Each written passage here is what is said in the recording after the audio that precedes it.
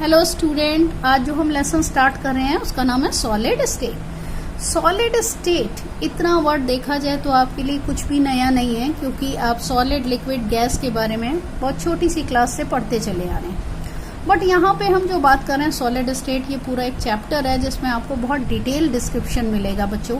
तो हम इसको स्टार्ट करने से पहले एक बार मैटर की स्टेट और मैटर ले लेते हैं। मैटर सभी को पता है भाई, मैटर क्या है?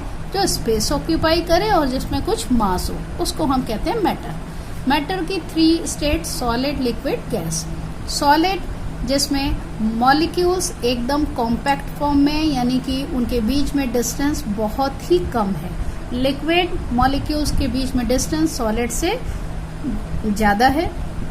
गैस जिसके बीच में मॉलिक्यूल्स के बीच में डिस्टेंस बहुत ज्यादा है। तो इसमें इंटरमॉलिक्यूलर स्पेस बहुत कम, इसमें उससे ज्यादा और इसमें सबसे ज्यादा। अब बात करते हैं इंटरमॉलिक्यूलर फोर्स की, यानी वो फोर्स जो मॉलिक्यूल्स के बीच में लग रहा है। भाई ये पास पास है मॉलिक्यूल्स, तो जाहिर बात है इसमें इंटरमॉलिक्यूलर फोर्स बहुत ज्यादा होगा। इनमें थोड़ी सी डिस्टेंस है तो कंपैरेटिवली इंटरमॉलिक्यूलर फोर्स उससे कम हो।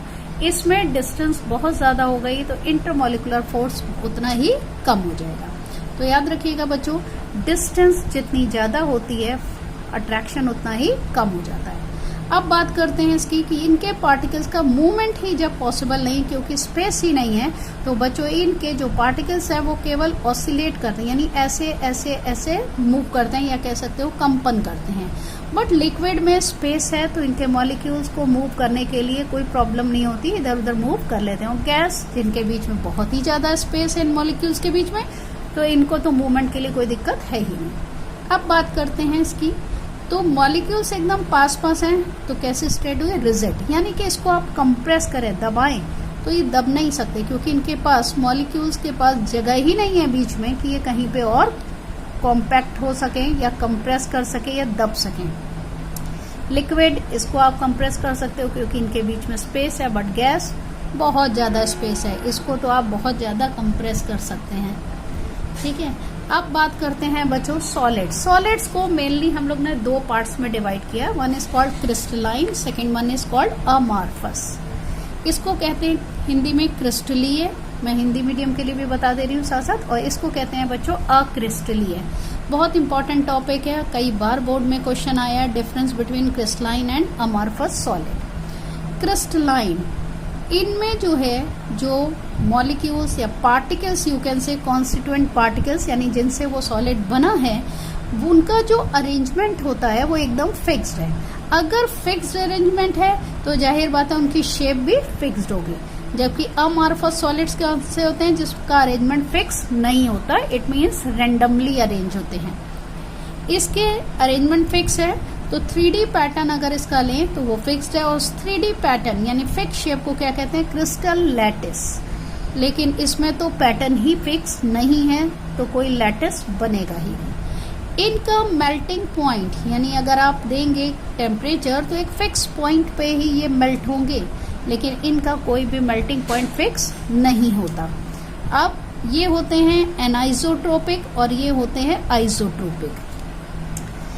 आइसोट्रोपिक, इसका क्या मतलब होता है कि इसकी जो क्वालिटीज होती हैं वो किसी डायरेक्शन पे बेस नहीं होती, यानी हर डायरेक्शन में जो उसकी क्वालिटीज होती हैं वो सेम होती हैं। जबकि अगर हम एनाइसोट्रोपिक की बात करें तो इसके लिए आप बेटर रहेगा बच्चों ये एग्जांपल देखें। ये मैंने एक सॉलिड बनाया, क्रिस्टलाइन सॉलिड, जिसमें 2 टाइप के पार्टिकल्स हैं। एक को मैंने ये बड़े बड़े दिखाया और एक को स्मॉल दिखाया, कलर का भी मैंने डिफरेंस डाला है। तो अगर आप इधर से देखें AB डायरेक्शन से, तो आप देखेंगे एक रो में केवल एक ही पार्टिकल्स आते हैं, दूसरी रो में दूसरे पार्टिकल्स आते हैं। लेकिन अगर हम डायरेक्शन ये वाला ले लें, CD वाला डायरेक्शन, तो आप देखेंगे जो पार्टिकल्स आ रहे हैं वो अल्टरनेट ऑर्डर में आ रहे हैं, एक बार बिग वाला आ रहा है, एक बार स्मॉल वाला आ रहा है। तो इट मीन्स इसमें एनाइसोट्रोपिक का क्या मतलब हुआ कि इसमें अगर आप डायरेक्शन चेंज करते हैं तो प्रॉपर्टीज भी चेंज हो जाती है। अब बात करते हैं ये क्या कहलाते हैं? ये कहलाते हैं बेटा ट्रू सॉलिड, क्योंकि ये प्योर सॉलिड है। जबकि ये क्या है? सीडो सॉलिड, यानी प्योर सॉलिड नहीं है। इनको आप सुपर कूल्ड लिक्विड भी कॉल कर सकते हैं, यानी ऐसा लिक्विड जिसको बहुत ज्यादा ठंडा कर लिया गया तो वो सॉलिड फॉर्म में कन्वर्ट हो गया। इसका एग्जाम्पल ले सकते हो सोडियम क्लोराइड, जिंक सल्फाइड और भी बहुत सारे हैं, potassium nitrate, copper sulphate etcetera. इसका है ग्लास, कांच, बटर एक्सेट्रा।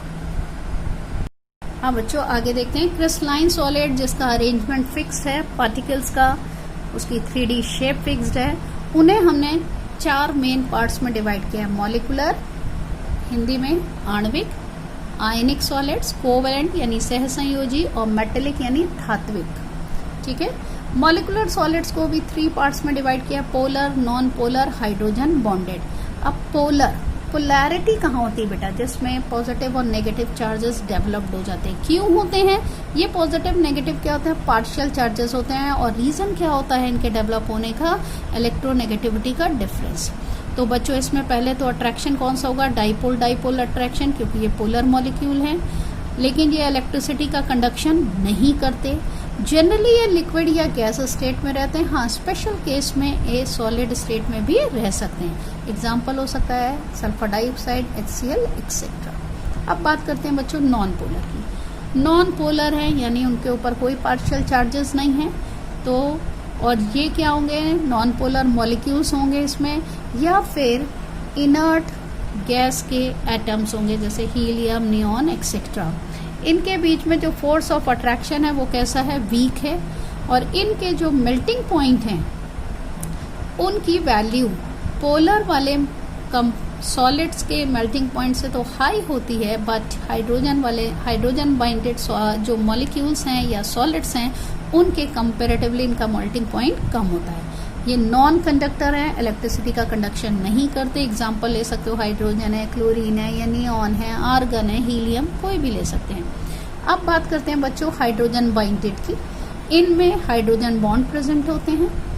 अब मेनली ये लिक्विड स्टेट में होते हैं। क्यों होते हैं? हाइड्रोजन बॉन्ड प्रेजेंट होते हैं तो मॉलिक्यूल्स आपस में कंपैरेटिवली पास आ जाते हैं। तो जब मॉलिक्यूल्स की स्टेट बीच की हो जाए यानी कंपैरेटिवली मॉलिक्यूल्स पास आ जाएं तो स्टेट हो जाती है लिक्विड। ये भी नॉन कंडक्टर होते हैं इलेक्ट्रिसिटी के। एग्जांपल ले सकते हो HF, या फिर वाटर भी ले सकते हैं। आपको पता होना चाहिए water is bad conductor of electricity अगर आप प्योर वाटर ले रहे हो तो। अब बात करते हैं आयनिक सॉलिड्स। आयनिक सॉलिड्स में प्रेजेंट क्या? आयंस। आयंस कौन से होंगे बेटा? Cation, anion, positive charge ion और नेगेटिव चार्ज आयन। अब आयन है तो इनके बीच में force of attraction electrostatic. Solid और प्योर स्टेट में तो ये नॉन कंडक्टर है इलेक्ट्रिसिटी के, लेकिन अगर उसको आप मेल्ट कर दो या उसका वाटर में सोल्यूशन बना दो, एक्वस सोल्यूशन, तो ये इलेक्ट्रिसिटी का कंडक्शन इजीली कर लेते हैं। जैसे एक बहुत इंपॉर्टेंट क्वेश्चन है, कई बार आ चुका है कि solid sodium chloride is bad conductor of electricity, but if you take the aqueous solution of this or if it is in molten state, पिघली हुई स्टेट में हो, तो ये it can easily conduct the electricity। Reason क्या है बच्चों? Solid state में जो आयंस हैं वो फिक्स पोजीशन में पैक्ड है, यानी कि उनके बीच में इलेक्ट्रोस्टैटिक फोर्स इतना ज्यादा है कि वो आयंस फ्री नहीं है। जब आयंस फ्री नहीं है तो वो इलेक्ट्रिसिटी का कंडक्शन नहीं कर पाते।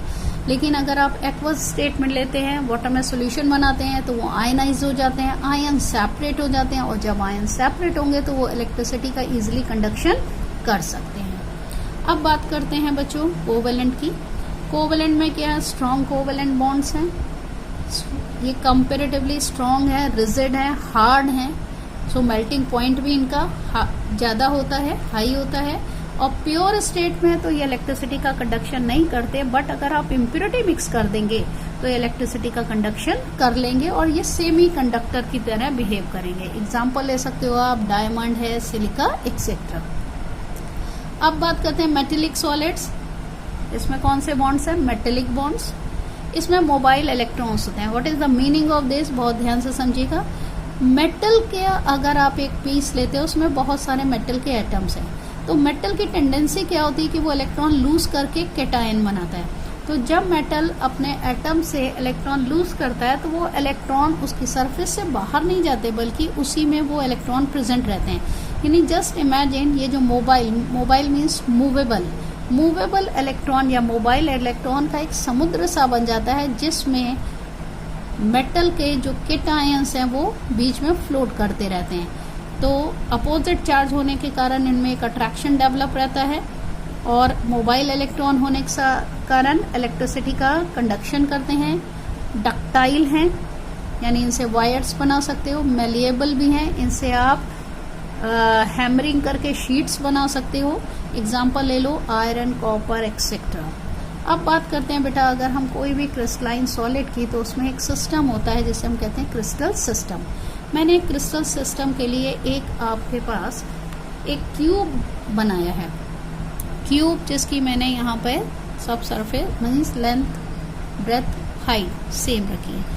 जस्ट ये उसका फ्रंट व्यू है बेटा, ये उसका बैक व्यू है। ये मैंने अंदर से ड्रॉ कर दिया है कि अंदर से यानी बैक साइड से ये कैसे दिखेगा। अब आप इमेजिन कर लीजिए, अगर ये मैंने 3 एक्सेस लिए हैं कि इसके ये जो टोटल नंबर ऑफ कॉर्नर्स देखिए तो आप देखेंगे 8 कॉर्नर्स बनाए मैंने। 8 कॉर्नर्स पे क्या होता है, एक एक कॉन्स्टिट्यूएंट एटम यहाँ पे अरेंज हो जाता है। इसको जस्ट इमेजिन करिए, अगर हम घर का कमरा ले लें बेटा, भले वो शेप क्यूबिकल नहीं है और हर कॉर्नर पे यानी ऊपर जो छत है उसके चारों कॉर्नर पे एक एक एटम अरेंज कर दें और जो हमारा फ्लोर है उसके चारों कॉर्नर पे एक एक एटम अरेंज कर दें, तो देखिए 8 एटम्स अरेंज हो जाएंगे। बिल्कुल वैसे ही किया है। इसकी ये साइड मैंने ए बी सी ले ली है और एंगल ले लिया अल्फा, बीटा और गामा। तो क्रिस्टल सिस्टम एक्चुअल में 7 टाइप्स के हैं। जनरली ये बोर्ड में तो नहीं आता है बट कंपटीशन में आ सकता है, तो अगर आप कंपटीशन की तैयारी कर रहे हो तो बेटा इसको जरूर तैयार करिएगा। तो क्यूबिक सिस्टम कौन सा है, जिसमें तीनों साइड सेम है, ए बी सी सेम, और इनके बीच में जो एंगल बन रहे हैं अल्फा, बीटा, गामा, वो तीनों ही इक्वल हैं और तीनों किसके हैं, 90 के इक्वल। नेक्स्ट कहलाती है टेट्रागोनल सिस्टम, जिसमें ए और बी तो बराबर है लेकिन सी उसके इक्वल नहीं है। इसमें अल्फा, बीटा, गामा तीनों के बीच में एंगल कितना है, 90। नेक्स्ट है ऑर्थोरोम्बिक, इसमें ए बी सी तीनों ही साइड अनइक्वल है, कोई भी बराबर नहीं है और इनके बीच में एंगल जो है अल्फा, बीटा, गामा वो सभी में 90। नेक्स्ट है मोनोक्लिनिक, जिसमें ए बी सी तीनों अनइक्वल हैं लेकिन अल्फा और गामा तो 90 है, बीटा कितना है, 90 नहीं है। फिर है triclinic, A B C unequal और अल्फा, बीटा, गामा भी 90 के इक्वल नहीं है।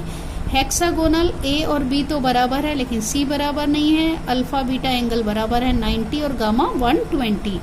रोम्बोहेड्रल या ट्राइगोनल, ए बी सी तो इक्वल है लेकिन अल्फा, बीटा, गामा तीनों ही 90 नहीं है। ओके बेटा।